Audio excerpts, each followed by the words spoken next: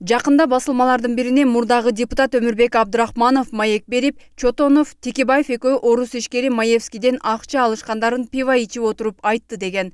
Абдрахманов буга чейин тергөөдө да, сотто да көрсөтмөлөрүндө акча тууралуу ушак укканын, бирок кимден укканы эсинде жоктугун айткан. Вы на этот вопрос ответили. Я не помню источник. Такие слухи ходили. Я получил эту информацию в стенах ЖК. В связи с чем для проверки я обратился к Чотонову. При указанных выше обстоятельствах. Вы подтверждаете? То есть вы подтверждаете, что это были слухи? Да.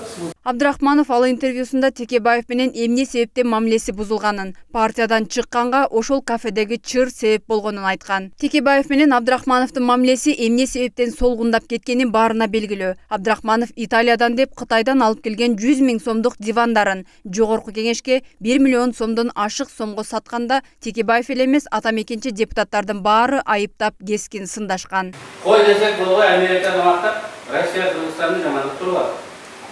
Бұл бир. Экинчisi Манасты жамандап, таластар ата мекенге кетсин деп парламентке келип, профсоюздар имаратынын залында таластар жинап, анын атынан мен кечирим сурап, айткан эмес деп Кудай өзү кетишинде жалган айтты. Мындан кийин айтпайт деп алдыралар жүрүш. Анан эң негизги жаңалыгыбыз 120 000 сомдук диванды аял өткөн магазин.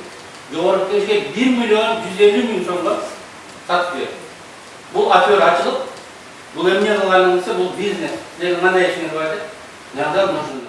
Казынага көз көрүнөө кол салган кылыгы үчүн Абдрахмановду 2012 жылы мартта Атамекен фракциясынан чыгарып салышкан. Ошондон кийин Абдрахманов Текебаевди каралаган маалыматтарды ММКларга тарата баштаган. Ал эми Маевский гейт ишинде Абдрахмановду колдонушканы Текебаевге каршы көрсөтмө берүү үчүн керек болчу. Абдрахманов Текебаевди каралаган сөздөрүнүн биринде Текебаевдин пара алганын биринчи Равшан Жээнбековдон уккам, бирок сотто андан укканымды айткан жокмун, анткени ал мени калпычы кылмак деген.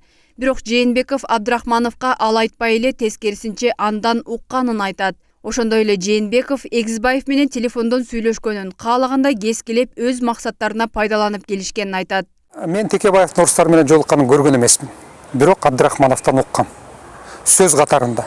Мен ошол айткан сөздөрүмдүн бардыгын атамбаев жазып алып, кыспалап, кесмелеп, бардыгын каалагандай берип атышат. Бул жерде аябаганда узун сөз болгон.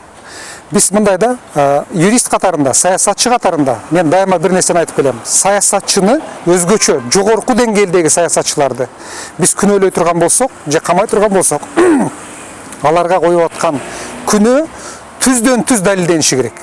Кыйыр түрдө эмес. Бирөө айтты, бирөө көрүп тур деген менен эмес. Биз так далилдер менен гана саясатчыларды камаганды үйрөнүшүбүз керек.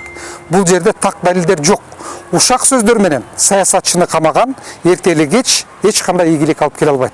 Ошондуктан азыр кайрадан карай турган болсо, бардык далилдер, түз далилдер, кыйыр түрдө далилдер бардыгы иликтенип, эгерде күнөөсү жок боло турган болсо, факт жок боло турган болсо, анда сөзсүз түрдө акталышы керек. Текебаевдин пара алганын далилдеген бир дагы илинчек жок болгонун, ошого карабай Атамбаевдин жеке өч алуусу менен мыйзамсыз камалганын коомдук ишмер Феликс Кулов да айтты. Андыктан буга чейинки каралган түз кыйыр далилдер кайра иликтенип, факт жок болсо сөзсүз акталышы керек дешет бир катар саясатчылар.